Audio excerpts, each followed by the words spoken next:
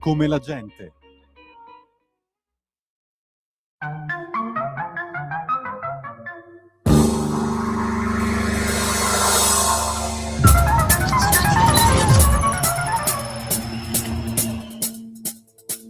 Va ora in onda Zoom, il drive time in mezzo ai fatti, con Antonino Danna.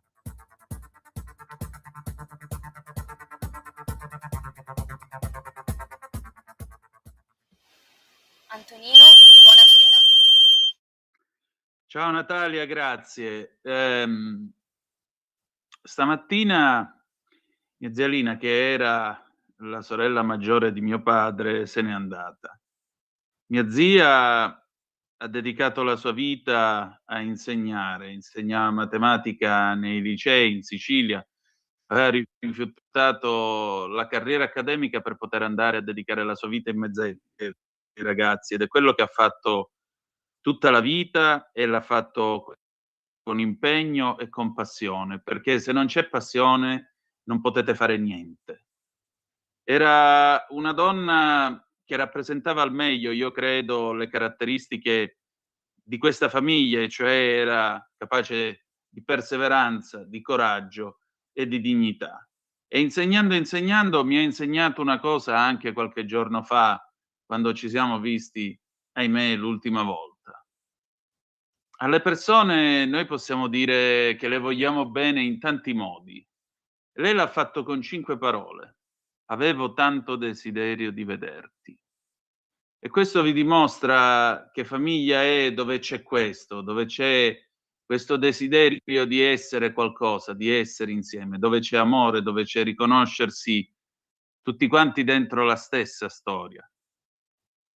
E allora, a maggior ragione, voi mi permetterete stasera di salutarci con il grande desiderio di rivederci, e ci salutiamo con Umberto Bindi, Arrivederci, del 1959.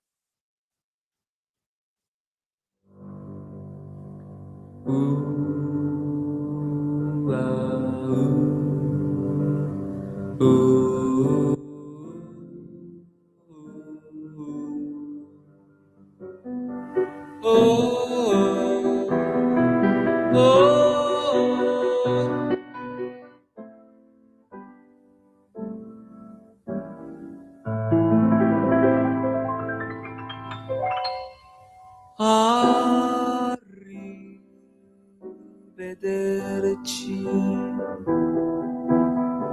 dammi la mano e sorridi senza piangere. Arrivederci, per una volta ancora è bello fingere. Abbiamo sfidato l'amore quasi per gioco, ed ora fingiamo di lasciarci soltanto per poco. Arrivederci, esco dalla tua vita, salutiamoci.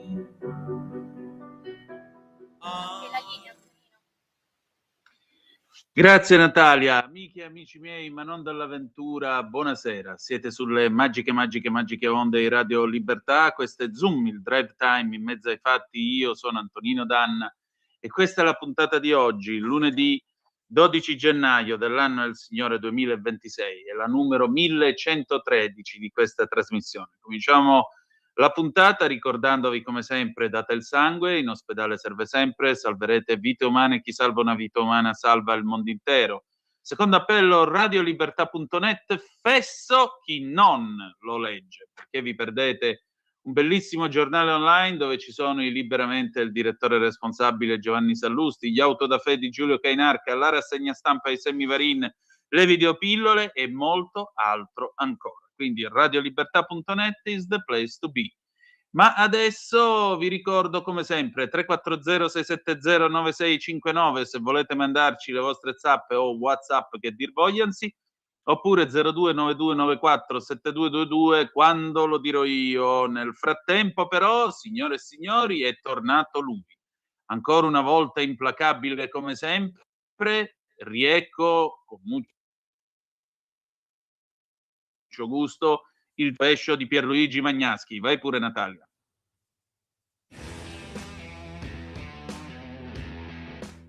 Anche questa volta la Francia ha votato contro l'Europa. Adesso c'entra personalmente Macron, che ha negato l'adesione al Mercosur, che però passa lo stesso, perché oggi fortunatamente basta il sì di 15 paesi europei e il 65% della popolazione. Ma chiunque sia stato al potere in Francia ha sempre boicottato l'Unione Europea. Nel 1954, ad esempio, la Francia bocciò la CED, cioè l'Unione Militare Europea, che adesso servirebbe come il pane. Poi, sempre la Francia ha bocciato la Costituzione europea, per cui la UE è sinora cresciuta senza avere un solido punto giuridico di riferimento comune.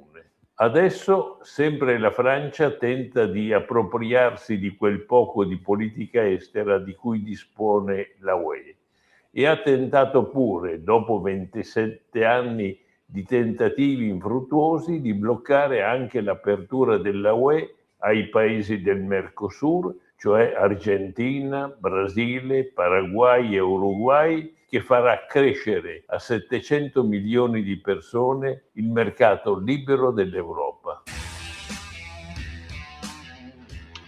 E rieccoci alle 18 minuti e 53 secondi sulle magiche onde di Radio Libertà. Antonino Danna al microfono con voi per questa puntata numero 1113 di Zoom, il drive time in mezzo ai fatti, bella gente. Allora, diamo un'occhiatina intanto di alle agenzie. L'ANSA in apertura, Trentini libero, tra stanotte e domani il rientro dal Venezuela con Burlò, Mattarella telefona alla madre, il sollievo della figlia di Burlò, temuto il peggio, la decisione fissato il 22 e 23 marzo il referendum e il voto per le supplettive.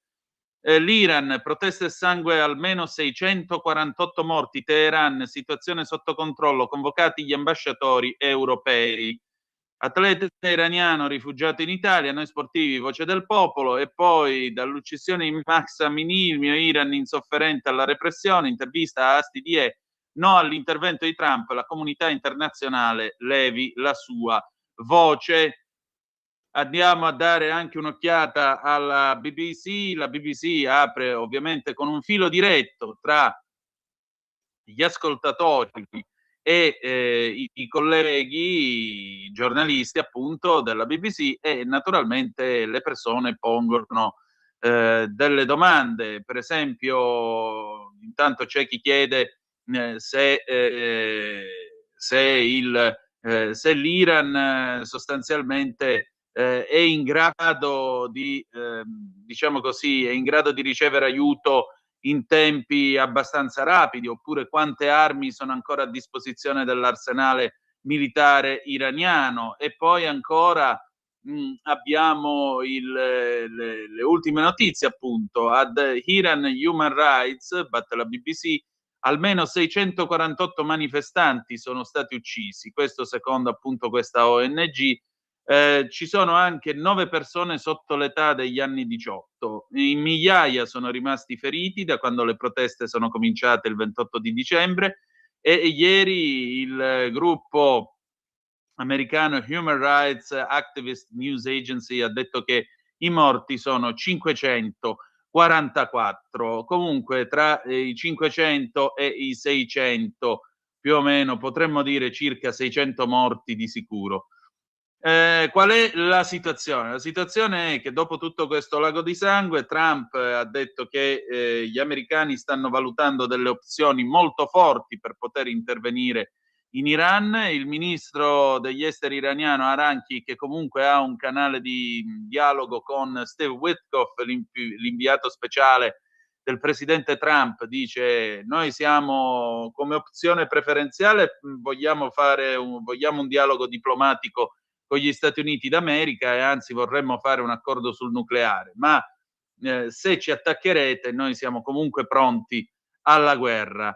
Altra cosa che c'è, internet è ancora spento, anche se il governo iraniano oggi diceva la situazione è sotto controllo, quindi riavvieremo la rete internet, ma c'è chi parla attraverso Starlink con le varie testate internazionali. Tra l'altro avere Starlink, l'internet via satellite di Elon Musk, ti becchi da 2 anni alla pena di morte se le autorità si convincono che tu ti stai servendo di Starlink per creare problemi al governo del paese.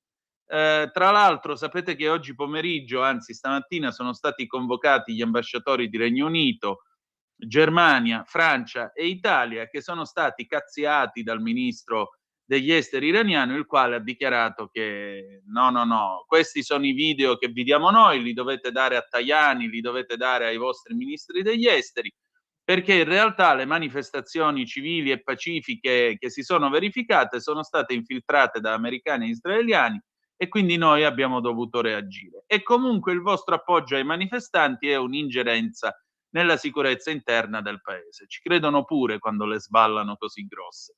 Comunque, ad ogni buon conto, questo è quello che sta succedendo a quest'ora. Naturalmente si approssima sempre più la possibilità di un intervento americano, si parla di un eventuale attacco cyber, molto probabilmente. C'è chi invece invoca una vera e propria esecuzione di tutti i leader del regime iraniano. Time will tell, dicono gli americani, solo il tempo ci dirà che cosa accadrà nelle prossime ore. Ma adesso qui Parlamento con l'onorevole Manfredi Potenti. Vai pure Natalia. Qui Parlamento.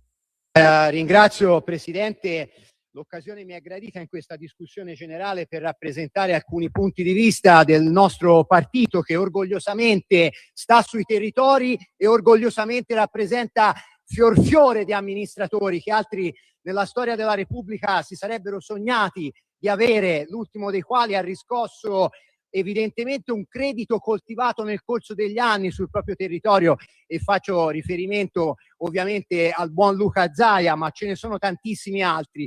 Ebbene, perché parlo dei buoni amministratori? Perché il clima che respiriamo nel dibattito anche esterno e pubblico, avente oggetto il tema della riforma della Corte dei Conti, sta degenerando in una serie di assurdità che le opposizioni riversano in quest'aula e anche fuori in maniera veramente del tutto fuori luogo. Anzitutto perché queste parole vengono da uno dei partiti che ha forse una rappresentanza di amministratori come la Lega, di cui si dovrebbe vantare. Invece non abbiamo sentito spendere una parola da parte del PD nei confronti di quegli amministratori che quotidianamente vivono il rischio di gestire la cosa pubblica, anche di quei tanti funzionari che spesso si vantano di avere inseriti nelle strutture pubbliche. Non c'è stata una parola. Non posso biasimare ovviamente gli amici 5 Stelle, che devo dire rappresentano proprio il prototipo dei non amministratori, cioè di coloro che quando si trovano a gestire qualcosa di pubblico rappresentano quella spesa veramente fuori misura. Lo abbiamo visto dai banchi a rotelle al reddito di cittadinanza, lo abbiamo visto su super bonus, l'abbiamo visto sulle mascherine. Quindi sono due modelli che evidentemente devono trovare una ragione di alleanza in sede di opposizione ancora dura, forse da raggiungere, ma noi torniamo invece alla qualità dell'amministrare. Torniamo invece dalla parte di coloro che hanno nei comuni, nelle province, nelle regioni, soggetti che hanno dedicato non tutta la propria vita, una parte di quella professionalità acquisita nella vita privata e l'hanno messa a disposizione della propria comunità, spesso rischiando in proprio, spesso subendo gli effetti di quel sovradosaggio normativo che caratterizza il nostro paese, quel profluvio di norme che, devo dire, coraggiosamente anni fa il ministro Calderoli volle simbolicamente bruciare appiccando un incendio a quella massa di norme che addirittura derivavano da una storia che si è avvicendata nel corso di regni, di repubbliche, di regni e di nuovi sovrani che hanno arricchito questo paese di compendi normativi che purtroppo nessuno, forse l'intelligenza artificiale, ci darà modo di andare a assorbire. E arrivo quindi a quelle che sono le norme che purtroppo noi stiamo cercando di superare, perché il clima inquisitorio, il clima da burocrazia difensiva che si è concretizzato in Italia è il frutto delle sparate che purtroppo di quella mancata collaborazione tra pubblici dipendenti che prima ricordava appunto il capogruppo di Fratelli d'Italia. Non c'è una minima collaborazione, volontà di collaborare zero. Vi citerò le parole che pochi giorni fa sono state pronunciate da un pubblico funzionario un po' qualificato evidentemente, ma questa persona dice: i pubblici amministratori non possono fare quello che vogliono senza dare conto a nessuno e senza avere un minimo di responsabilità. Questo l'ha detto un magistrato. Io mi sarei aspettato parole di collaborazione, parole di comprensione, perché nessuno vuole salvare chi compie delitti, nessuno vuole salvare chi ruba, anzi a quelli una pedata nel sedere e li mandiamo fuori dalla pubblica amministrazione, ma noi vogliamo aiutare chi tutti i giorni sta subendo gli effetti di questi atteggiamenti inquisitori. Io ne ho parlato nel corso della discussione sulla separazione delle carriere per conto della Lega e ho detto che grazie al referendum che si celebrerà fra poco supereremo un retaggio storico di un processo inquisitorio nel quale chi entrava in quell'aula di tribunale si trovava davanti il plotone d'esecuzione del giudice e del pubblico ministero che fino all'89 sedevano sullo stesso bancone. Ebbene, nella Corte dei Conti ancora oggi c'è chi vuole alimentare contro tanti magistrati della Corte che svolgono il loro lavoro in maniera esemplare, c'è chi dall'esterno vuole alimentare un clima di disturbo, un clima di conflitto e un clima di sospetto, perché sospettare genericamente di tutta una categoria di pubblici amministratori è assolutamente deleterio, perché allontana coloro che si sarebbero voluti invece prestare a servire il proprio paese, magari in una semplice elezione di un piccolo comune di campagna, e non lo fanno perché temono ripercussioni sulla propria vita personale. Naturalmente chi viene spinto dalla criminalità a svolgere funzioni che alimentano delitti è persona che non ha nulla da perdere. Mai gli leverete quel 30% che prevediamo di istituire come tetto in queste norme. Noi stiamo pensando purtroppo a chi viene afflitto da sanzioni che sono totalmente fuori misura, e mi dispiace che parlino dei magistrati che hanno delle normative di tutto ragguaglio per vedere tutelate le funzioni che vengono esercitate in quell'ambito della pubblica amministrazione. Sono norme ovviamente che limitano molto la responsabilità, e qui si parla appunto di una responsabilità civile dei magistrati proprio per quello, ma potrei citare la responsabilità medica che ha una sua apposita normativa, e potrei addirittura andare nell'ambito privato dove si è incentivato in maniera molto vistosa dopo l'introduzione della normativa 231 quella attività di compliance aziendale che serve proprio ad evitare la commissione di fatti che possono determinare responsabilità sull'amministrazione di un'azienda, e possono addirittura, come quello che noi prevediamo con queste norme, giustificare comportamenti che si siano attenuti a delle indicazioni provenienti in maniera ufficiale, interpretazioni ufficiali provenienti da organi dello Stato o da sentenze o da normative anche regolamentari. Ebbene, nel fare questo noi valorizziamo il significato e lo scopo delle funzioni della Corte dei Conti, perché andiamo a elevare le indicazioni che proverranno. Noi rafforzeremo evidentemente anche il compendio dei magistrati e dei funzionari, se questo sarà necessario per far fronte alle così previste, paventate, pareri, sentenze che dovranno essere rilasciate dall'organo, ma siamo sicuri che questo lavoro che la Corte dei Conti farà anche attraverso il controllo preventivo servirà proprio ad evitare danni, servirà proprio ad evitare che vengano conseguiti degli aggravi ulteriori sui conti pubblici e non a escludere la responsabilità di alcuno. Stiamo semplicemente cercando di ridare dignità al potere di firma di tanti onesti funzionari e tanti onesti amministratori, e non ce ne vergogniamo quando questo lo dice un partito che per decenni ha allevato bravi amministratori, bravi assessori, bravi sindaci, funzionari a tutti i livelli, e con orgoglio li rappresenterà ancora per molti anni. Grazie. Ringrazio. Qui Parlamento. Stai ascoltando Radio Libertà, la tua voce libera, senza filtri né censure, la tua radio.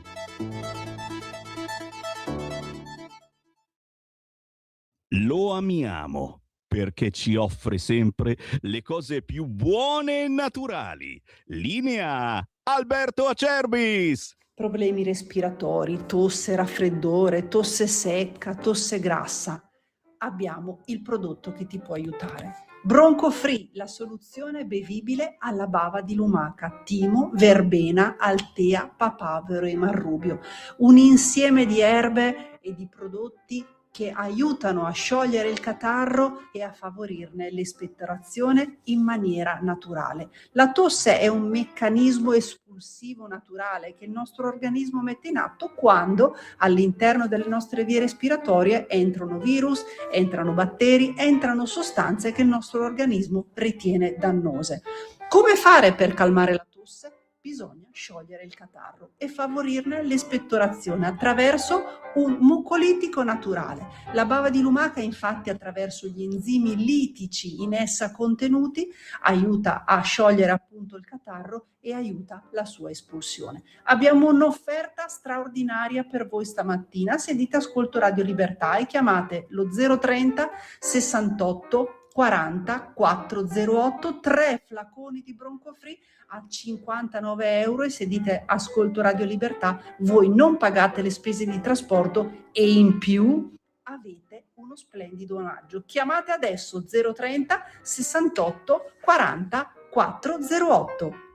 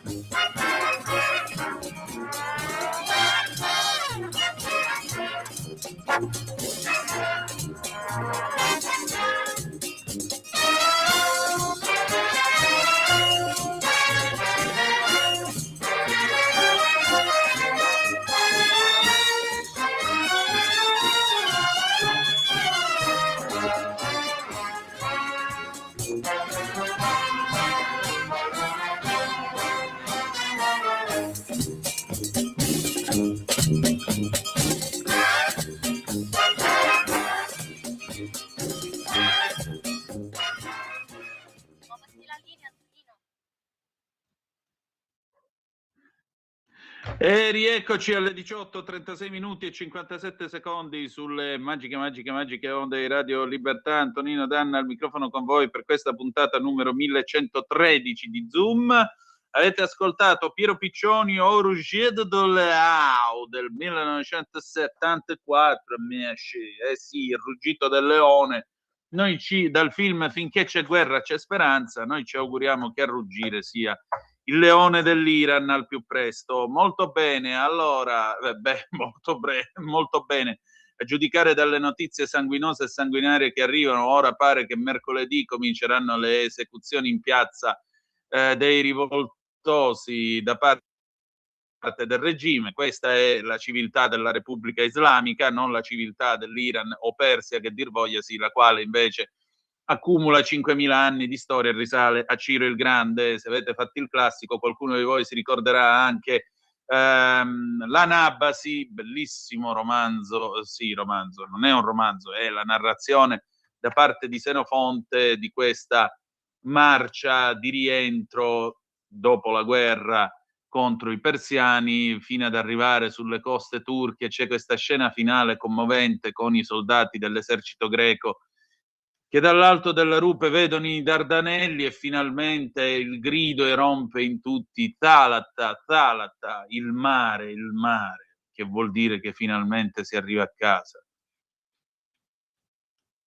Vabbè, dai, riuscirà anche l'Iran ad avere la sua Anabasi e il suo ritorno alla libertà, alla democrazia e ai diritti dopo questi 47 anni di buio. Sarà un vero piacere poter festeggiare il 7 febbraio 1979, visto che l'Iran è rimasto fermo al 6 di febbraio del 79, quando arrivò Khomeini e cominciò l'incubo che si spera adesso sia avviato alla sua fine. Io adesso voglio dare voce a Maurizio Bolognetti. Maurizio Bolognetti, questo è un video nel quale lui spiegava il suo sciopero anche della sete, però devo dirvi che per fortuna dopo 5 giorni lo ha sospeso, dice giusto il tempo di tirare il fiato e riprendermi e ci sarà una nuova azione di disobbedienza civile. In ogni caso restano valide le motivazioni per le quali egli è sceso in campo, e cioè sete di verità e di giustizia e soprattutto il diritto di poter andare alla televisione, segnatamente la Rai Lucana, ed esprimere il suo motivo, il suo perché al sì al referendum sulle carriere dei magistrati. Credo che ne abbia alquanto diritto. Io non sono pagato dal canone, non sono tenuto a garantire par condicio a chi che sia, ma è stato un vero piacere e sarà sempre un vero piacere avere Maurizio Bolognetti in questa trasmissione a esporre le sue idee in maniera libera, perché questa radio si chiama Radio Libertà, appunto. Natalia, vai pure col video.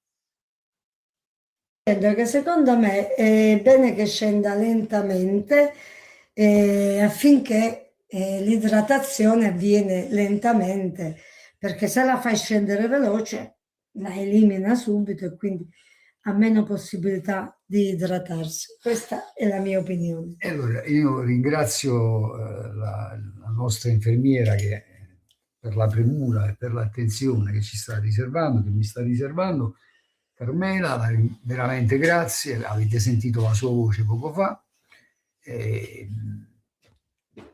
Avevamo detto 72 ore di sciopero della sete d'oltranza, ma con una modalità particolare, cioè ogni 72 ore per provare a dare tempo a questa azione, anche perché senza bere non si può stare a lungo, anzi i giorni che si può resistere senza bere e senza subire danni che possono anche diventare irreversibili o peggio, sono abbastanza pochi. Allora, dopo queste prime 72 ore, anzi concedendomi un'ora di sconto, inizio a farmi iniettare questa flebo di soluzione fisiologica da 500 centilitri, però adesso veniamo un attimo alle ragioni di tutto questo.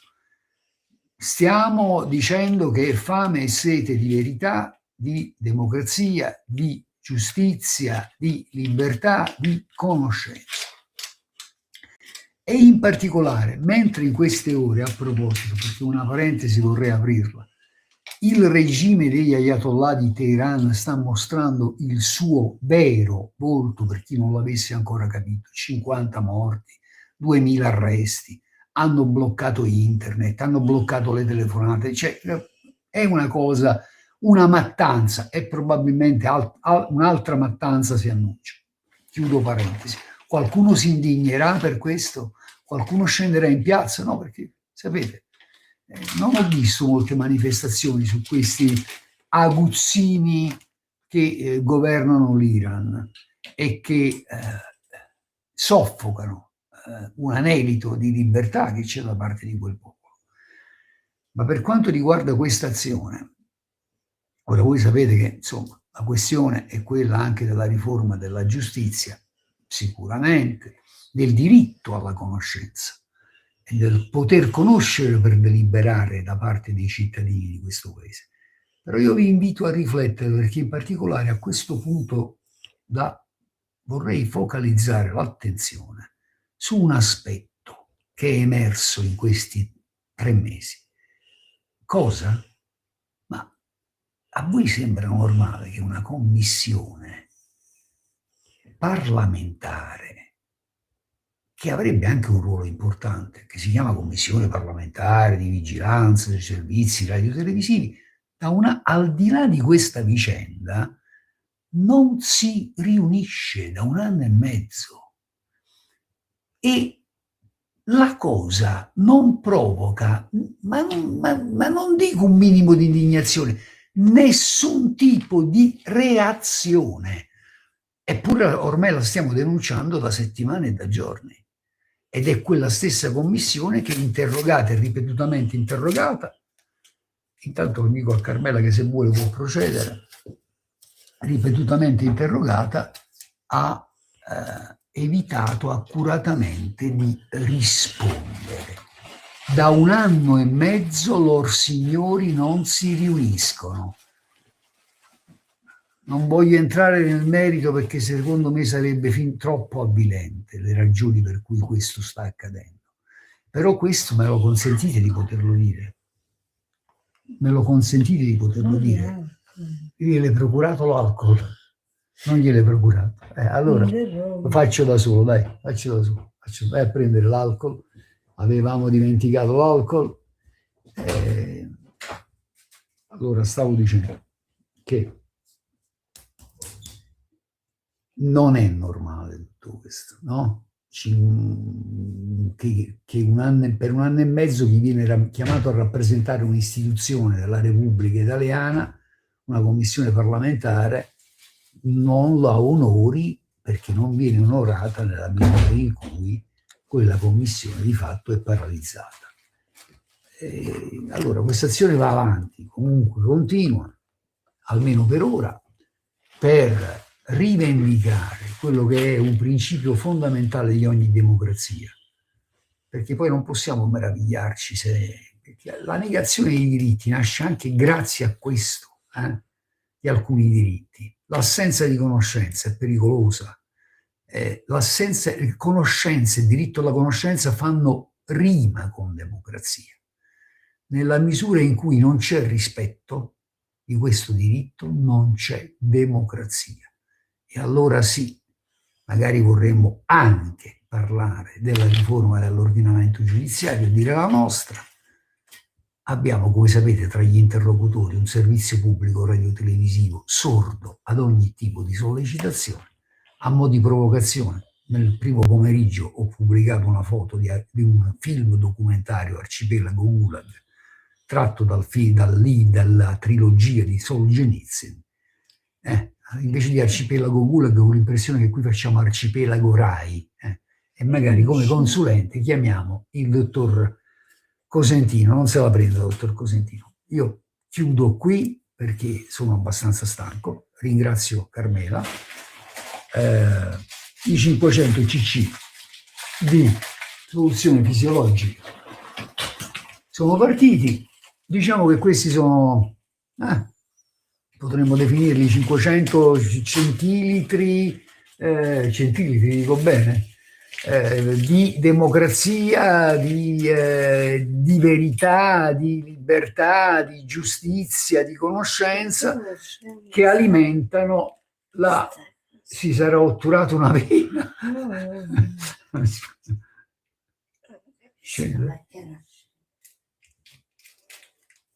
Abbiamo un problema con il...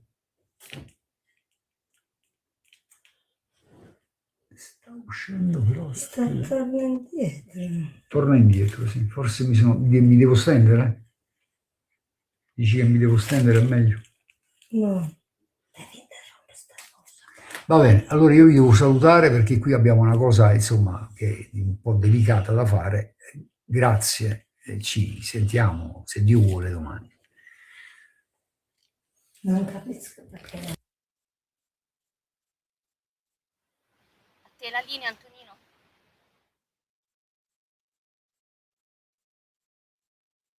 Allora, grazie Natalia, alle 18:47:57 secondi, in questo momento sulle magiche onde di Radio Libertà, vi do un aggiornamento sull'Iran. Il principe, Sua Altezza Imperiale, il principe Reza Pahlavi, ha invitato l'amministrazione Trump a non iniziare negoziati con la Repubblica Islamica, dicendo che la teocrazia è ormai a un passo dal cadere e naturalmente cadrebbe se i manifestanti in Iran da parte da me. Il principe Pahlavi ha scritto su X che America e il suo presidente non porterà la pace, ma l'azione immediata in appoggio di questi coraggiosi manifestanti salverà migliaia di vite e porterà pace duratura alla regione. Questa sarà l'eredità, il lascito da parte del presidente Trump. Il presidente Trump, sto leggendo Iran International, questa è la fonte, ha dichiarato domenica che era previsto un incontro con i funzionari iraniani e che dopo che loro avevano chiesto di avviare dei colloqui sull'accordo nucleare. In ogni caso ha dichiarato che l'incontro potrebbe accadere dopo un potenziale attacco americano contro l'Iran. Nel messaggio di lunedì il principe in esilio ha dichiarato che Trump può portare alla più grande pace che il mondo abbia mai visto, aiutando gli iraniani a chiudere finalmente con questo regime criminale. Il presidente Trump non è Obama, le sue parole di appoggio per i manifestanti in Iran lo dimostrano, adesso è giunto il momento di agire. Già che c'era il ministro degli esteri iraniano Abbas Araki, ha telefonato alla ministro inglese degli esteri Yvette Cooper e l'ha cazziata, ha detto che l'Iran evacuerà il personale dall'ambasciata di Londra se il Regno Unito non riesce a garantire il suo dovere di proteggere le missioni diplomatiche e ha anche invitato il Regno Unito a non interferire con la politica interna dell'Iran. E per finire abbiamo il tizio che sta sempre chiuso dentro al bunker, Khamenei, la guida suprema Ali Khamenei, in un messaggio questo lunedì ha lodato i suoi supporter che sono andati a fare le manifestazioni a favore del regime, definendolo un avviso agli americani. Sì, perché naturalmente ora vengono proiettate immagini di grandi manifestazioni di massa in supporto al regime, in realtà alcune sono immagini prese da un funerale di 6 anni fa di non ricordo quale capo che era stato ammazzato proprio da Trump, per cui pensate quanto sono credibili questi qui. E allora Khamenei dice: oggi avete compiuto un grande atto, avete creato un giorno storico, queste riunioni di massa che sono riempite, che sono piene di una forte determinazione, hanno sventato i piani dei nemici stranieri che invece avrebbero voluto portare a termine grazie ai loro mercenari prezzolati qui nel nostro paese. La grande nazione dell'Iran si mostra a viso aperto insieme con la sua decisione e la sua identità contro i nemici. Questo è stato un avviso ai politici americani perché la smettano di ingannare la gente, la smettano di affidarsi a dei mercenari tradimentosi. Ha definito anche Khamenei che l'Iran è un paese forte e potente che è in grado di identificare i suoi nemici ed è presente sulla scena in tutti i tempi. Quindi lui è convinto che vada tutto bene, Madama la Marchesa. Adesso però parliamo di sicurezza in Italia. Sapete che ieri, insomma, nel weekend c'è stato questo doppio pestaggio di un dipendente, un funzionario del Mimit e un povero rider che stava facendo una consegna a Via Giolitti accanto alla stazione Termini. Io ne ho parlato con Fabio Amendolara, collega della Verità, che ringrazio. State a sentire che cosa ci siamo detti in questo faccia a faccia. Vai pure Natalia. Allora, io questa sera ho il piacere di ritrovare Fabio Amendolara, valente amico e collega della Verità. Fabio, noi qui ci incontriamo sempre per roba poco gradevole. L'ultima è l'apertura di stamattina sulla Verità. Branco di africani massacra di botte funzionario del Mimit e un rider a Roma. Tra i fermati c'è di tutto, uno con precedenti, un egiziano espulso pochi giorni fa, un peruviano violento e un latitante mauriziano. Mancava solo Goebbels e poi c'erano praticamente tutti. Ma che sta succedendo in questo paese? Soprattutto a Roma, ma che succede? Non ci facciamo mancare nulla. No. Allora, l'area della stazione, che notoriamente è diventata una zona rossa, continua a presentare delle criticità di un certo rilievo, sia dall'uscita via Giolitti, sia dall'uscita via Marsala. Ecco, lo Questa diciamo per volta chi ci parliamo ascolta, la stazione è Roma Termini. Prego. Roma Termini. Questa volta ci occupiamo di via Giolitti, perché è lì che sono avvenuti, diciamo, i due fatti di cronaca, due pestaggi gravissimi, pesantissimi, uno veramente micidiale, messo in atto da 7-8 persone, poi 2 sono state fermate, tutti stranieri. Il povero malcapitato è un funzionario del Ministero del Made in Italy e era uscito per andare un attimo in farmacia, è stato accerchiato, pestato, è finito in coma farmacologico con una serie di fratture al volto. Poco tempo dopo, diciamo a distanza di meno di un'oretta, a 200 metri di distanza c'è un secondo pestaggio.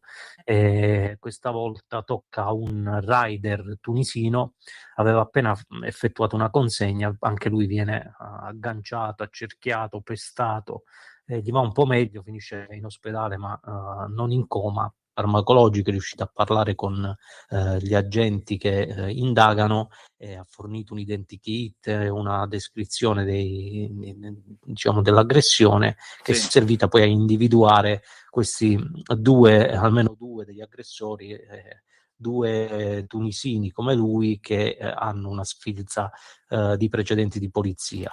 Nella tua premessa hai fatto, diciamo così, una carrellata rispetto ai fermati, gli espulsi. Ecco, c'erano una serie di persone coinvolte e non, perché alcune durante i controlli poi sono risultate, non so, uno era un latitante, quello delle Mauritius, era inseguito da un mandato di cattura e se ne andava in giro attorno alla stazione di Roma chissà da quanti giorni. Poi c'era uno spacciatore, uno beccato con della droga in tasca già confezionata, e poi c'era di tutto, c'erano 4 colpiti da ordine di espulsione da parte di vari questori d'Italia che stavano lì attorno alla stazione Termini, che sono stati poi accompagnati CPR. E poi 4 individuati per le 2 aggressioni, tutti e 4 con precedenti, e uno colpito anche lui da provvedimento di espulsione, che si era beccato la settimana scorsa, quindi agli inizi di gennaio. Invece un quarto anche era il risultato non regolare, diciamo, sul territorio nazionale, quindi senza permesso di soggiorno. Insomma, questi personaggi si muovono lì attorno alla stazione. Ecco, a questo punto la domanda che si pone è questa. Se io passo a 120 all'ora davanti a un autovelox con il limite a 50, con la targa in un attimo risalgono a chi sono, dove abito, che cosa faccio nella vita, addirittura può scattare un accertamento fiscale, quello che vuoi, eccetera, eccetera. mi multano, mi levano la patente, mi danno anche 50 scudisciate e fanno pure bene. Com'è E che se qua... non paghi ti mettono anche il blocco, il fermo amministrativo. Esatto, il fermo amministrativo. Ecco, domanda. Com'è che me mi beccano in un attimo, mentre invece questi qui lo scopriamo sempre a consuntivo, che uno era stato espulso e l'altro era inseguito da un mandato di cattura internazionale? Ma è mai possibile che quando li fermano e gli chiedono i documenti non riescono a capire chi siano questi, che provvedimenti ci siano? Ma io immagino che siano tutti già, diciamo, schedati. Il problema, perché poi risulta subito tutto, il problema è che non si riescono a espellere, non si riescono a diciamo mandare nei loro paesi d'origine. Ci sono una serie di ragioni. La prima è che le ambasciate ci mettono molto tempo per fornire i dati per un'identificazione precisa. E poi ci sono degli escamotage che ormai studi legali consigliano immediatamente ai loro clienti stranieri, cioè quelle di impugnare i provvedimenti, fare subito ricorso, e diventano inespellibili finché non si pronuncia l'autorità giudiziaria. Nel frattempo magari cambiano stazione e da Roma magari vanno a Milano, e lì riparte da capo la caccia. Quindi è un po' il cane che si morde la coda e ci sarebbe bisogno, insomma, di un intervento legislativo serio. E poi immagino che siamo sempre alla solita frase: finché non fanno nulla noi non possiamo intervenire. Poi però fanno e non succede niente. E quindi alla fine ha ragione la Meloni quando dice: o remiamo tutti nello stesso senso, o se no qua è inutile che mandiamo in giro polizia e carabinieri a fare il loro lavoro.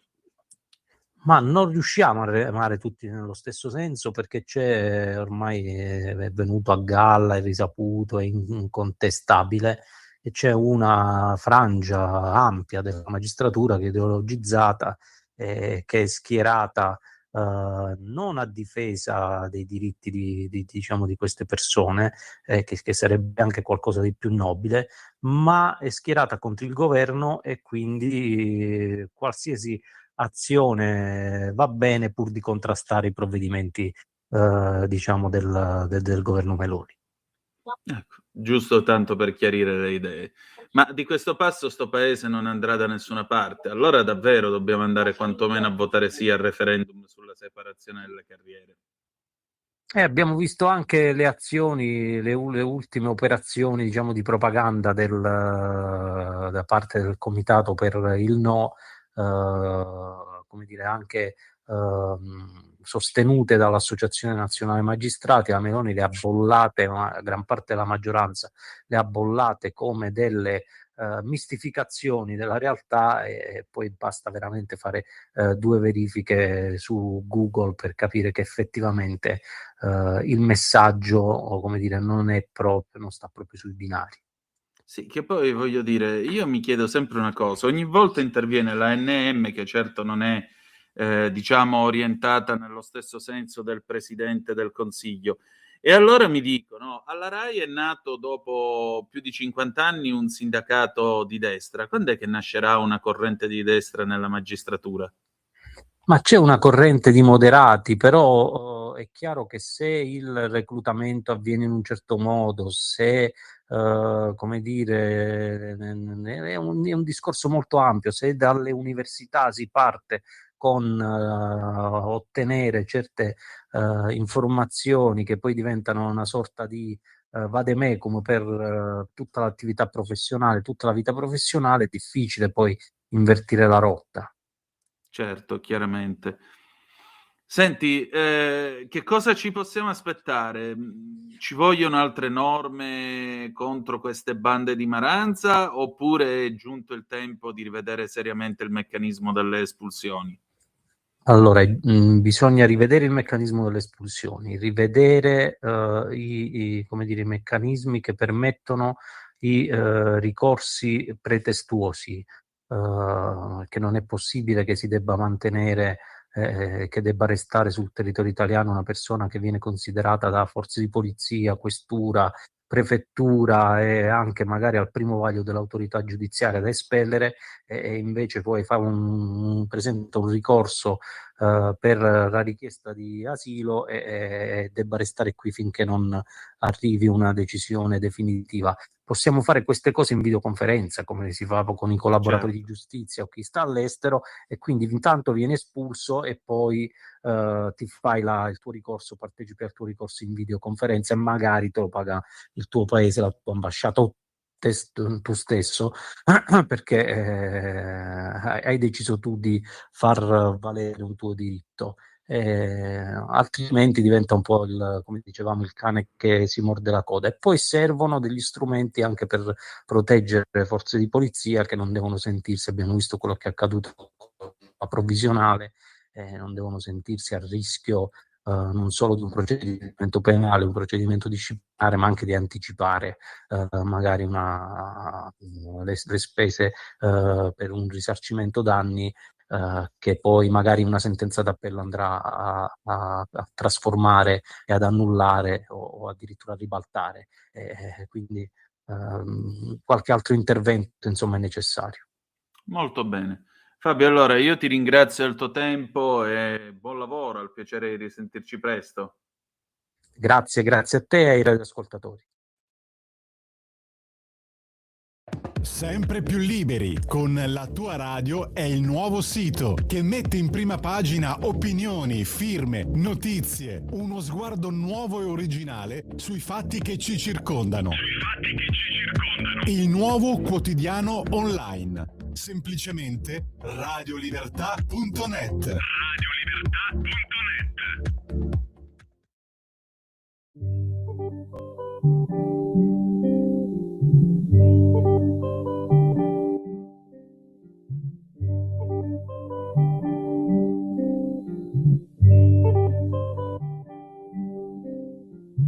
Todo pasa y todo queda, pero lo nuestro es pasar, pasar haciendo caminos, caminos sobre la mar.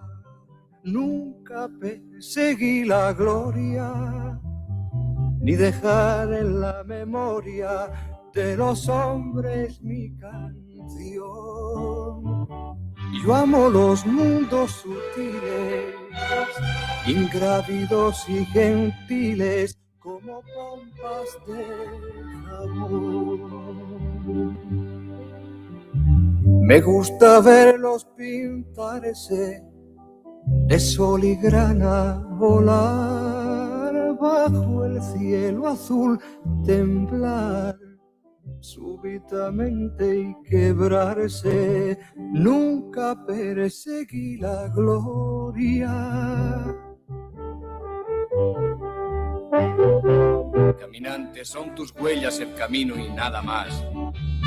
Caminante, no hay camino, se hace camino al andar. Al andar se hace camino y al volver la vista atrás se ve la senda que nunca se ha de volver a pisar. Caminante, no hay camino, sino estelas en la mar. Hace algún tiempo en ese lugar donde hoy los bosques se visten de espinos, se oyó la voz de un poeta gritar: caminante, no hay camino, se hace camino al andar. Golpe a golpe, verso a verso, murió el poeta lejos del hogar, me cubre el polvo de un país vecino. Al alejarse le vieron llorar. Caminante, no hay camino, se hace camino al andar. Grazie Natalia, le 19, 6 minuti e 10 secondi avete ascoltato Juan Manuel Serrat, Cantarés del 1969. Questo vuol dire, amiche e amici miei, ma non dell'avventura, che è tornata anche la nostra Carla De Bernardi dopo la pausa delle vacanze natalizie e ci riporta sul cammino di Santiago. Stasera andiamo nei luoghi del film Buen Camino di Checco Zalone, ma per questo c'è ancora tempo. Allora io vi do questa notizia e ve la do così com'è, viene data da Tusi TV sul suo account X.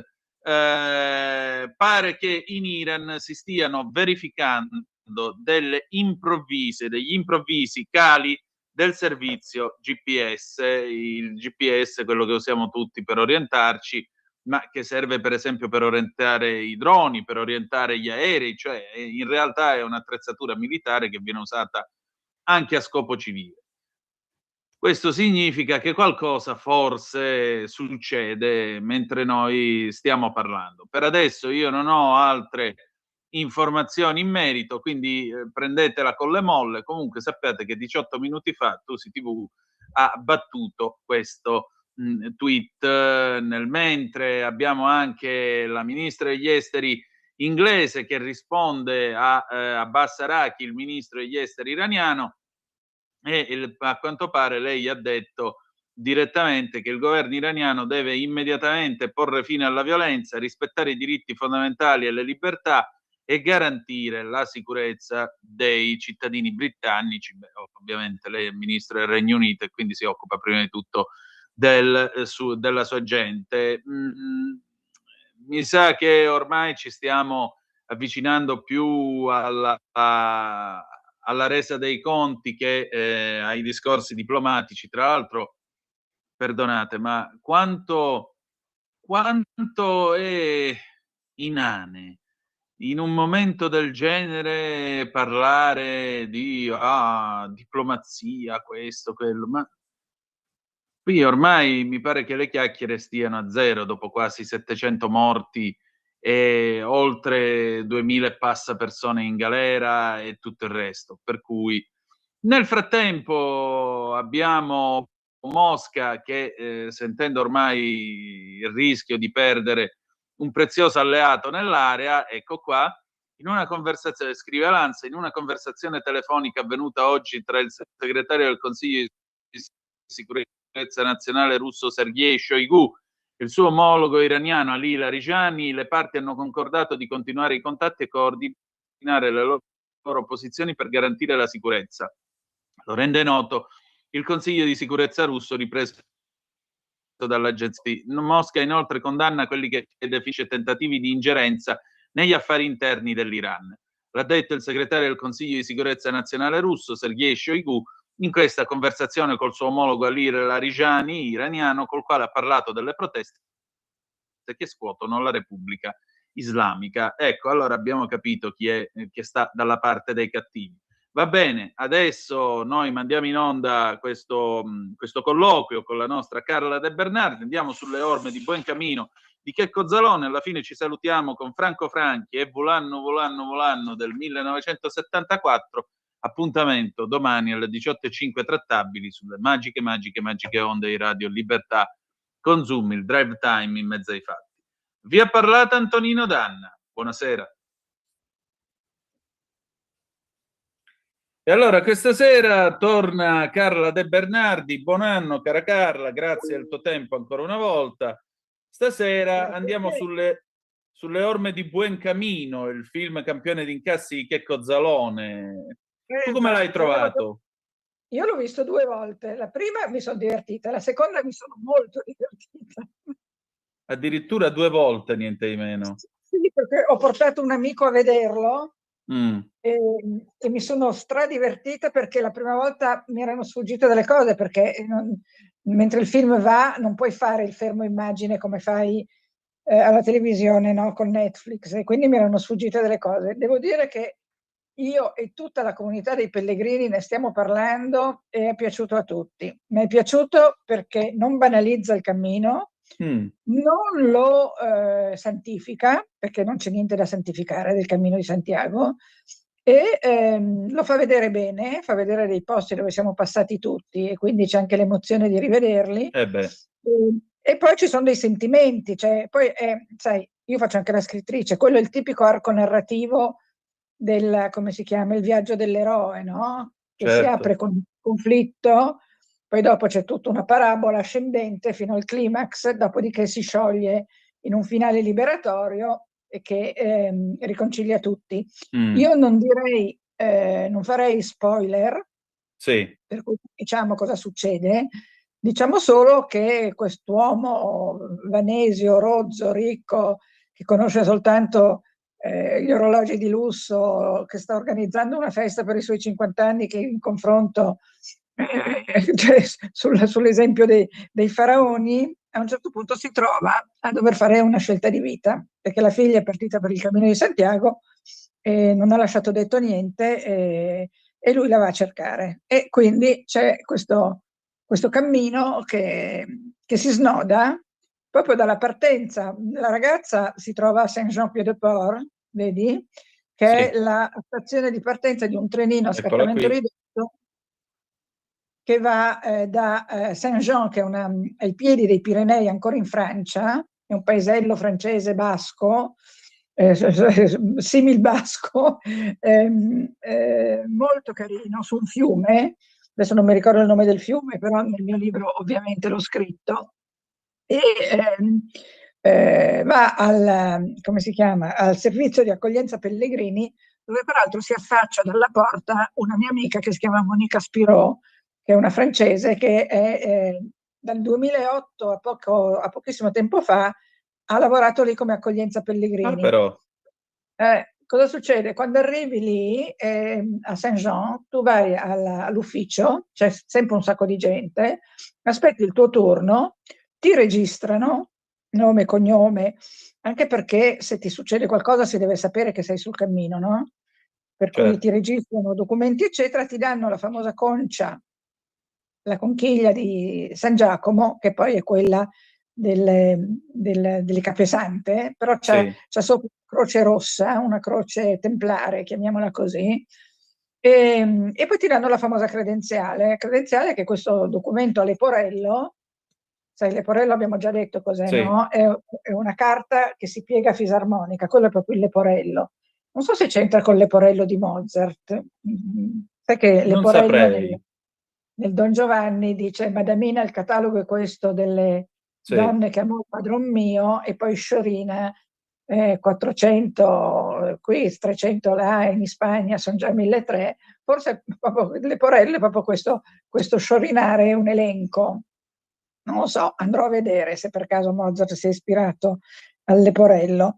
E quindi lei riceve la credenziale, con la credenziale tu vai negli ostelli per i pellegrini, cioè se tu arrivi in un ostello con la credenziale ti mettono il timbro e sanno che stai facendo il viaggio a piedi, in bici o a cavallo.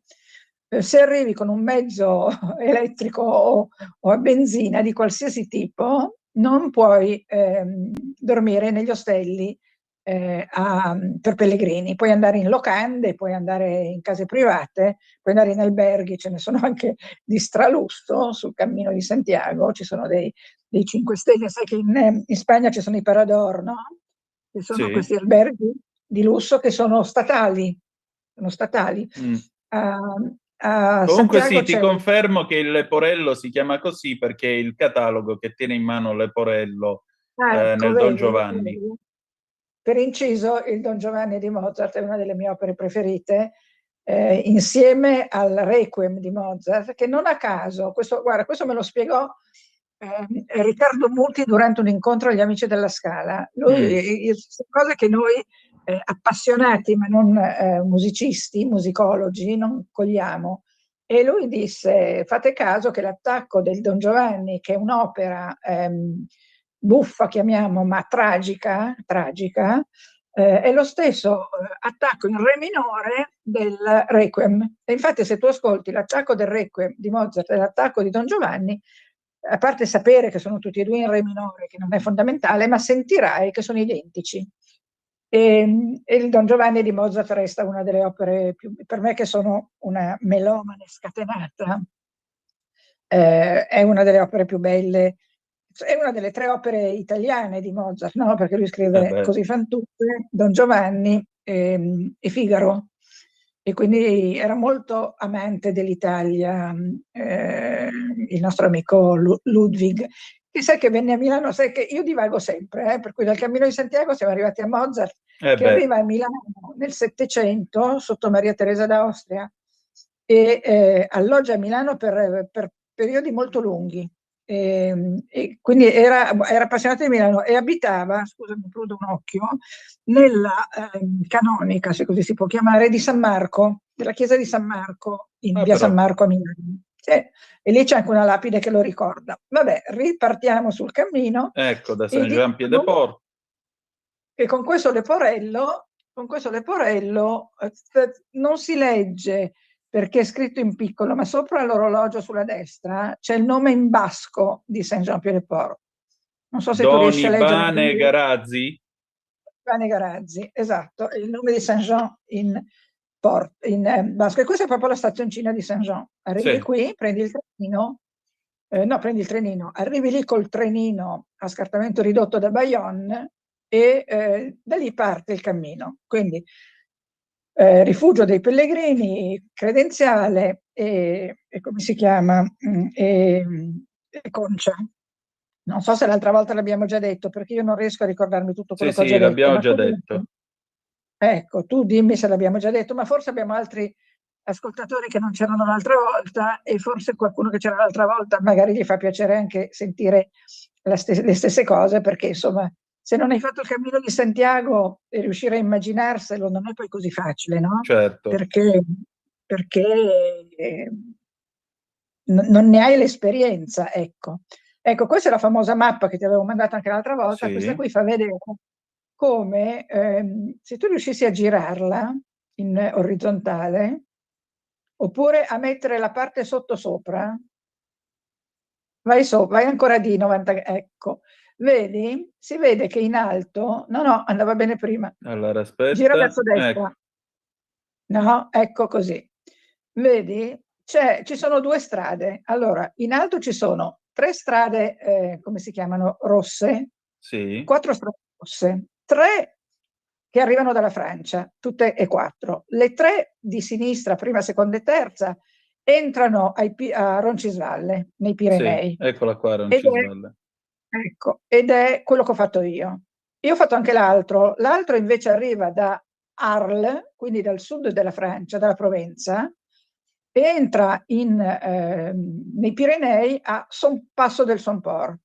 Ti avevo promesso di parlare del Passo del Somport e di Canfranc Station, che era un luogo dove passava l'oro nazista, perché a Somport, che è dal lato diciamo francese, a Canfranc, il lato francese del Passo del Somport, c'era durante la guerra una postazione, una guarnigione, non so come chiamarla, una divisione di soldati tedeschi che si comportavano anche molto bene con le ragazze del luogo, le facevano ballare, erano molto gioviali, quindi erano anche molto apprezzati. E erano lì a garantire appunto che dalla frontiera non passassero non passassero fuggitivi, stiamo parlando ovviamente dopo il 43, perché da quella frontiera lì sono passati, si dice che siano passati personaggi molto importanti, come si dice, anche, aspetta che lo prendo,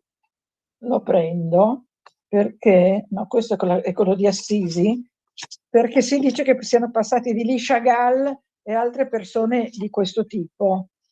Aspetta, che mo te lo dico. Ecco qua. No, perché io ci sono andata da Pamplona. Ecco, poi parliamo di Pamplona. Ecco, Canfranc Station. Canfranc Station era una stazione dei Pirenei in alto, che era stata, come si dice, progettata fino all'800, perché era un tunnel che doveva collegare Francia e Spagna, e quindi era un tunnel commercialmente molto importante, no? Sì. I lavori furono rimandati finché nel 1915 il tunnel del Somport fu completato. Era lungo 7.875 metri e venne costruita la stazione di Canfranc Station, che era una stazione Liberty. Siamo nel 1915, quindi in pieno Liberty, sai quelle fatte alla francese con il ferro, i vetri, le pensiline di ferro? E poi dentro era lussuosissima, per cui a Canfranc Station arrivavano dei treni dalla Spagna e dalla Francia con persone che andavano avanti e indietro, ma erano ricchi signori con tanto bagaglio, che stavano in questo albergo che era scicchissimo, cioè era veramente un luogo turisticamente molto importante. Certo. E quindi poi questa stazione, ci soffermiamo un po', perché secondo me il Buen Camino lo possiamo raccontare anche a puntate, non è che lo dobbiamo raccontare tutto oggi. Va bene. Quindi adesso ti dico questo, cosa succede. Nel 1928, quindi nel 15 comincia la costruzione, nel 28 viene inaugurata questa stazione da Re Alfonso XIII. Sì. E quindi, allora dice, ti leggo il mio brano: decorazioni, stucchi, lampade, lampadari, mobili in legno pregiato, materiali preziosi, pietro, marmo, ardesia, vetro, acciaio, 3 piani per 250 metri di lunghezza, era lunghissima, c'è ancora, io l'ho vista. Mi vedi? Sì, mi perfettamente. Vedi? Perché io non ti vedo più. E vabbè, ma non ha importanza. Ma è strano, io ti vedo perfettamente, mi vedo qua inquadrato. Quindi... Adesso ti rivedo.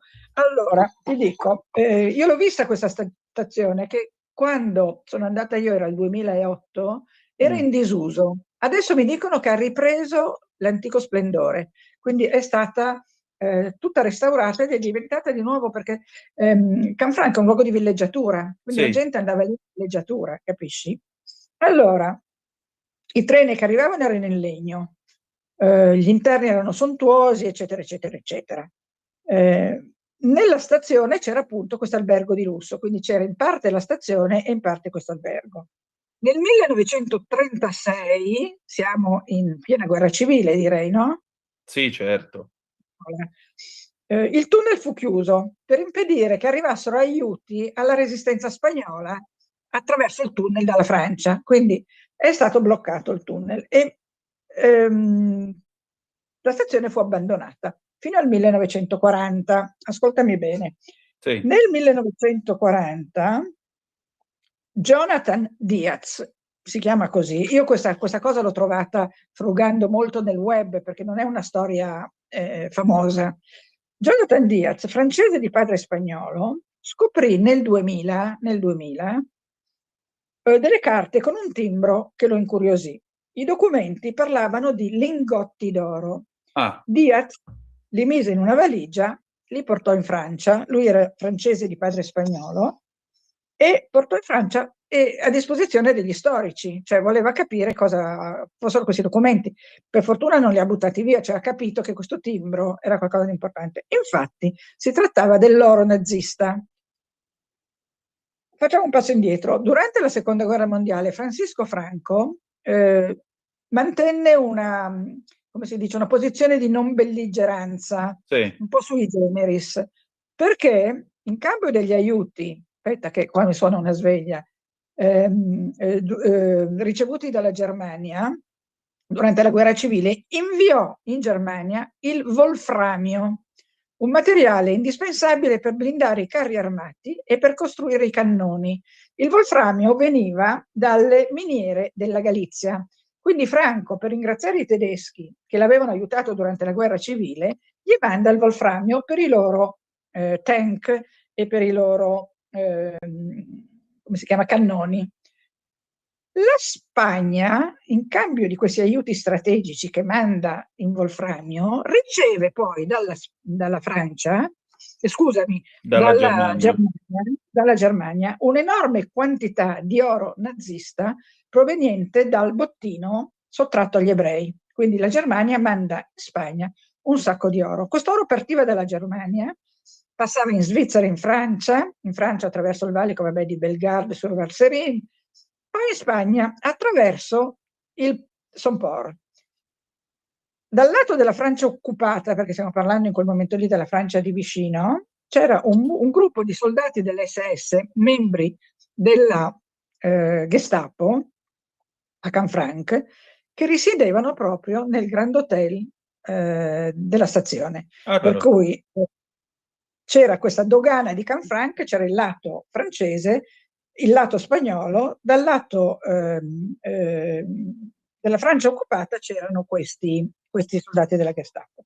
Poi appunto, come ti dicevo prima, i nazisti ballavano il valzer con le ragazze spagnole, organizzavano concerti, eccetera, eccetera. L'oro veniva poi caricato, questa grande quantità di oro nazista, su camion svizzeri. Veniva mandato a Madrid, in Portogallo, attraverso 3 frontiere che non ti sto a nominare perché è noioso, e passarono in tutto 86 tonnellate di oro nazista, di cui 74 andarono in Portogallo.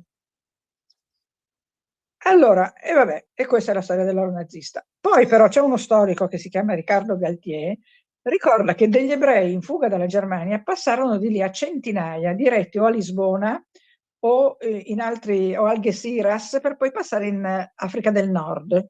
Passarono da lì, si dice, Marc Chagall e anche Max Ernst, e poi passarono di lì alla fine della guerra i nazisti in fuga verso Sud America. Per cui questa è un po' la storia. Vediamo se c'è qualcosa d'altro. Albert Lelay, il detto re di Canfranc. Ah no, poi c'era questo Albert Lelay, che era un francese, capo della dogana francese, che fece la spia per gli alleati e poi ricevette, dal 41 al 43, fece la spia per gli alleati. Quando dovette fuggire in Africa, ricercato dalla Gestapo e dalla polizia spagnola, ricevette la Legion d'Onore, la medaglia della Resistenza francese e la medaglia della libertà degli Stati Uniti.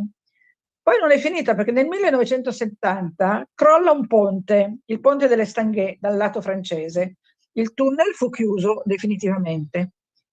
Oggi dalla stazione di Canfranc, ti sto parlando del 2008, che quindi non è più così, no, forse è ancora così, passano solo 2 treni al giorno che collegano Canfranc e Saragozza.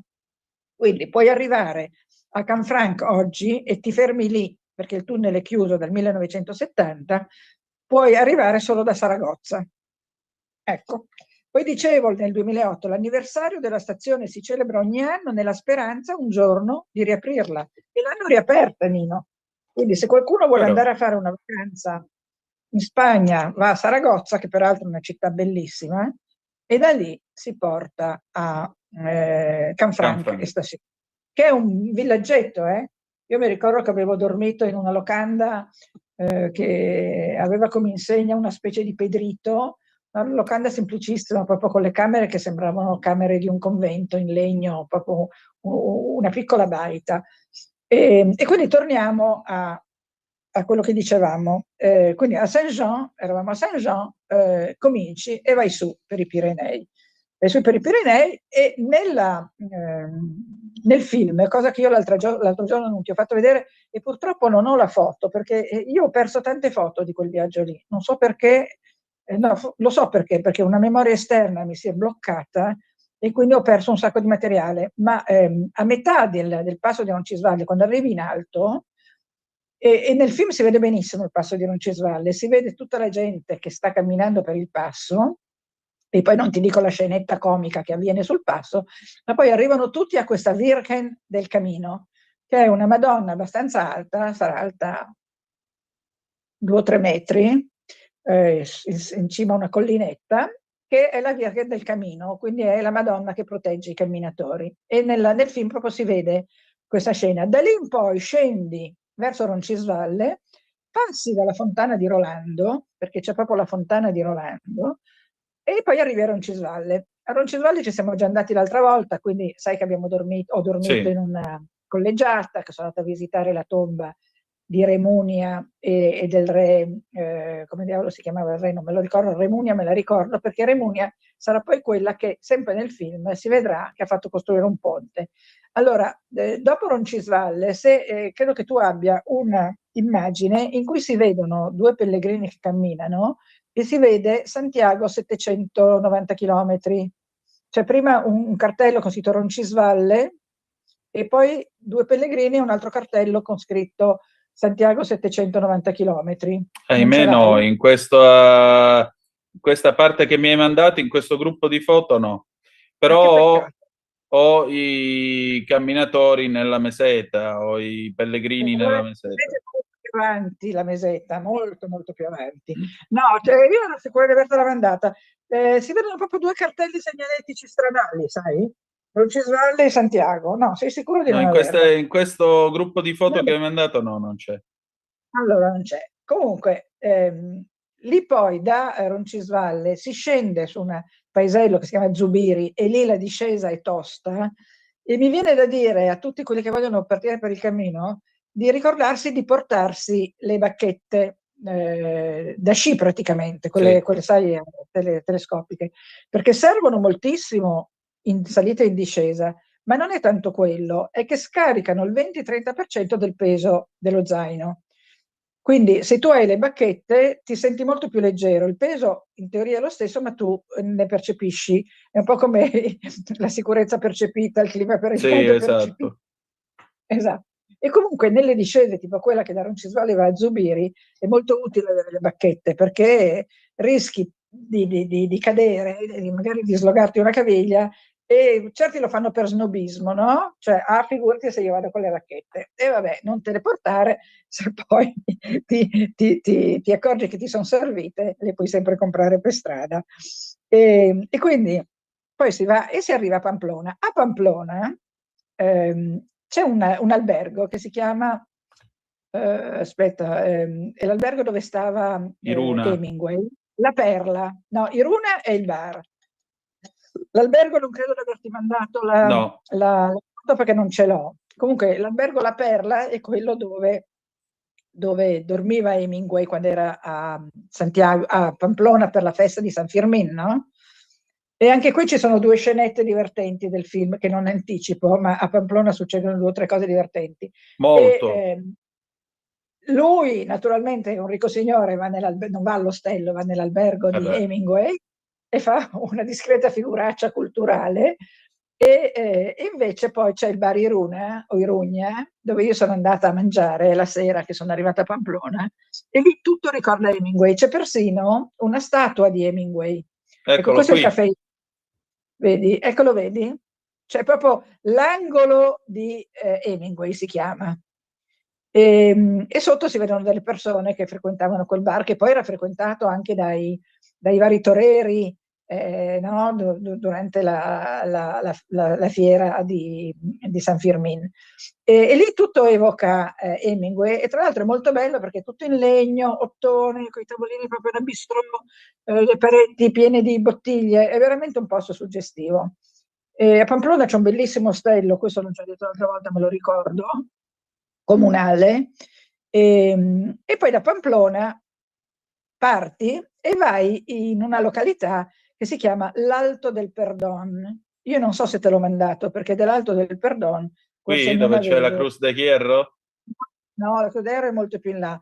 L'Alto del Perdón è un alto significa passo, cioè perché è in quota, e all'Alto del Perdón c'è una scultura, una sottile lamina di ferro rossastro, non è rame, è ferro arrugginito, chiamiamolo così, che rappresenta Don Chisciotte con il suo ciucco e tutta una serie di persone che rappresentano i pellegrini. E anche lì sull'Alto del Perdón, nel film vedrete una scena molto divertente, che di nuovo non anticipo, è un punto dove tutti ci fermiamo, tutti noi pellegrini, ci fermiamo non dico in raccoglimento, io non ho fatto un cammino religioso, e poi lì non c'è nulla di religioso, ma questa scultura è molto bella e molto suggestiva. Vedi proprio tutti i pellegrini che camminano dietro a Don Chisciotte, è molto divertente, e sul fianco di un cavallo c'è scritto, preceduto da un cane, c'è scritto «Donde se cruza el camino del viento con el de las estrellas», dove si incrociano il cammino del vento e quello delle stelle, perché tu sai che il cammino di Santiago segue il percorso della Via Lattea. Certo. Ecco, la Via Lattea che Dante descrive come quello bianco cerchio che lo vulgo chiama la Via de San Jacopo, e che un antico papa descrive come il lento cammino delle anime dirette al regno dei morti, guidate da Santiago pellegrino. Via Lattea che, se tu ti ricorderai, c'è anche un film di Buñuel, surrealista, che si chiamava La Via Lattea, in cui ci sono, adesso non me lo ricordo la trama, ma era molto divertente, molto bizzarro. C'è una discussione filosofico-religiosa, escatologica tra chi? Vai a vedere tu che hai internet, perché io purtroppo internet non ce l'ho, perché mi si è bloccato per l'ennesima volta il wifi, infatti domani dovrò andare a farlo riparare. È un film famoso, io l'ho visto quando ero giovane, e ci sono proprio questi due pellegrini che dissertano del senso della vita, della morte, eccetera, eccetera, e non so se uno è un apostolo e l'altro, insomma, sono personaggi biblici, se non ricordo male, però come ti dico, io non posso andarlo a vedere. Subito.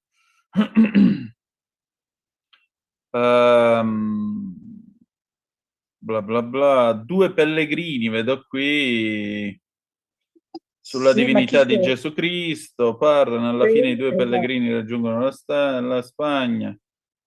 I due pellegrini, nell'ultimo episodio del film, due ciechi incontrano Gesù e i suoi discepoli, la loro cecità è guarita, però non lo dice chi sono questi due pellegrini. È vero, l'incontro con Gesù, io mi ricordavo che c'entrava qualcosa Gesù, ma è l'incontro con Gesù e gli apostoli. Questi sono due pellegrini che però sono molto dotti, perché dissertano appunto di cose molto profonde e religiose. Sì. E quindi è un film che adesso vederlo è molto complicato, non solo perché credo che non lo trovi, magari lo trovi in cassetta, ma è un film molto datato, è un film che avrà 50 anni. È un film del 69. Ecco, quindi ha 45 anni. Poi Buñuel non era proprio un regista facile, per cui io non credo che andrò a cercare di rivederlo.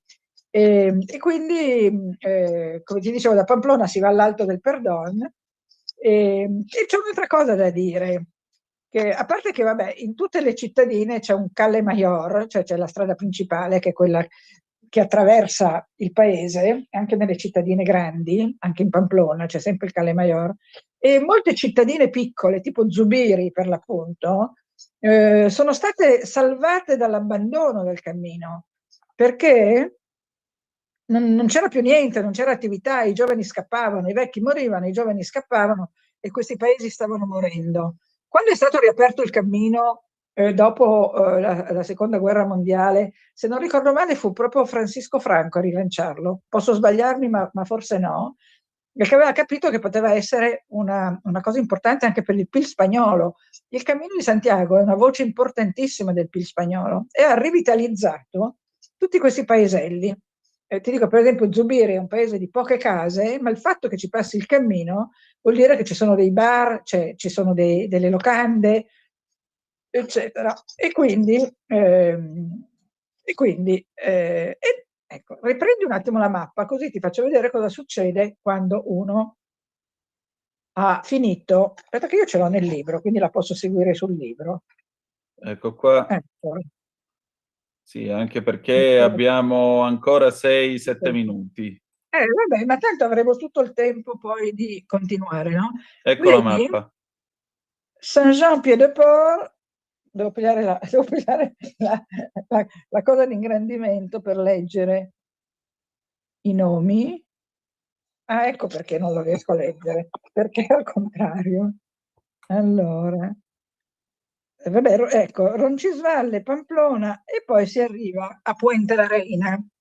Puente la Reina dove arriva l'altro cammino, che si chiama Aragonese, che è quello che arriva dal Passo del Somport e quindi da Lourdes. C'è chi va a Lourdes, poi passa dal Passo del Somport, Canfranc Station, scende in Spagna e si ricongiunge al cammino che ho fatto io, che è quello che fanno più o meno tutti, che si chiama cammino francese. Quando si parla di cammino di Santiago, si parla per lo più di cammino francese. Vedi, il Somport, Canfranc, poi c'è Yacà, poi ci sono altre 3 località, e poi c'è Puente la Reina.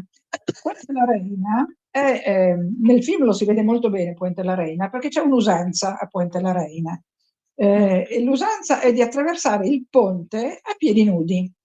Quindi nel film i pellegrini questo lo fanno, attraversano il ponte elevandosi le scarpe. E questo ponte fu voluto proprio dalla regina Munia, perché prima di lei i pellegrini medievali dovevano attraversare il ponte, il fiume a piedi. E quindi lei invece, che era una regina che voleva bene al suo popolo, ecco, sposa di Sancho III il Grande, re di Navarra, e io l'ho attraversato scalza, me lo dice il libro perché non me lo ricordavo, e lo fanno tutti i pellegrini, è proprio un rituale, ci sono tanti rituali sul cammino, tra cui l'ultimo a Finisterre, che è quello di bruciare dei vestiti, poi lo vedremo quando arriviamo a Finisterre. Dopo Puente la Reina, che è una bellissima cittadina, fai conto che tutte queste cittadine hanno monasteri, chiese, quelle più piccole tipo Zubiri no, ma queste qui, Estella, Puente la Reina, Los Arcos, hanno tutte dei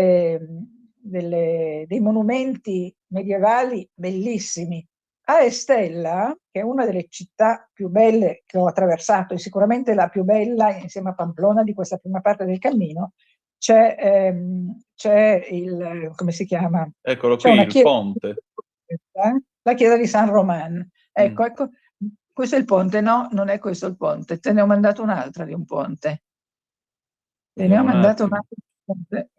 Questo è un ponte a Sella d'Asino. No, Non non sono i ho altre foto di ponti. No, sono sicura di avertela mandata, Nino, Non cosa mi c'è. dici?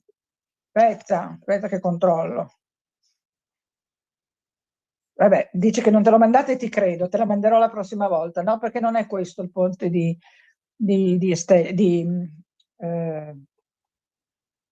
Puente della Reina. Ero sicura di avertela mandata. Questa Vabbè, è Stella, non è Puente della Reina. Questo è Estella? Sì. Sì, infatti, è la città dopo Puente della Reina, che è una città bellissima anche Estella. E ecco, qui c'è un altro ponte, infatti si chiama il ponte sul Rio Salado. E Stella c'ha dei monumenti stupendi, c'è una chiesa del Santo Sepolcro, poi c'è la chiesa di San Pedro de la Rua, la chiesa di San Miguel, il Palacio de los Reyes de Navarra, cioè Estella è una città piena di palazzi e chiese meravigliose. E niente, e quindi io direi che adesso ci fermiamo ad Estella, perché tu mi hai detto che non abbiamo più tempo, quindi No, prima di 3 andare minuti e 30.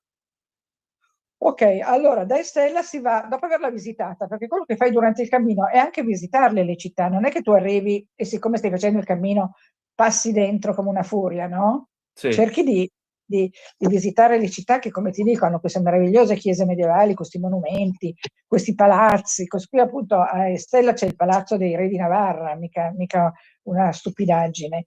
Da Estella si va poi a Los Arcos. Per andare a Los Arcos si vede, ci sono delle grandi mura, sono quasi delle pareti enormi di balle di fieno. Si cammina tra le balle di fieno. E poi c'è, prima di arrivare a Los Arcos, c'è, e quello la foto te l'ho mandata, ne sono certissima, c'è la fonte del vino. Sì, quella c'è. C'è una fonte che invece di sgorgare acqua, sgorga vino. Eccolo lì, Puente del Vino. E ti posso giurare, ecco la Bodegas dei Irace, ti posso giurare che da quella fonte lì sgorga effettivamente vino. E quindi tutti i pellegrini si fermano lì a farsi una bevutina. Ogni tanto si prosciuga, perché c'è anche chi fa scorta. E quindi la fonte del vino è divertente. Diciamo che ovviamente la Bodega dei Irace è un produttore di vino, quindi non è una fonte medievale questa, diciamo che è una cosa moderna. Certo. Dopo a Irace c'è un monastero bellissimo che si chiama Santa Maria la Real. Anche qui questo monastero va assolutamente visitato ed è un monastero benedettino. Insomma, non so se sono riuscita a far capire di quanto sia bello questo cammino, perché È poi c'è stupendo, non è bello, è stupendo. Tutta la parte della natura, perché c'è anche una natura bellissima, attraverso i boschi, attraverso i campi, attraverso trovi ruscelli, laghetti. Devo dire che è una zona, la Navarra, ma poi anche le zone successive, perché poi dopo si passa in altre regioni spagnole. La Navarra, e proprio poi la Navarra è terra di vini. I vini spagnoli peraltro sono buonissimi. E questo mi porta anche a dire un'altra cosa, che sul cammino noi pellegrini mangiamo col menù del pellegrino, te l'ho già detto, che di solito spendevamo l'ora, adesso non lo so, ma io spendevo 10-12 euro per un pasto completo che ti danno in tutti i ristoranti. Non è che ci sono dei ghetti per i pellegrini. Abbiamo una quarantina di secondi, Carla. Tu vai anche appunto nei ristoranti, quelli belli, e c'è il menù del pellegrino e si mangia benissimo sul cammino. Io una volta ho fatto un articolo per la cucina italiana e la volta prossima ti racconto un po' di piatti del cammino, tra cui la famosa tarta di Santiago, che è una torta proprio inventata per il Cammino di Santiago. Grazie, a lunedì prossimo.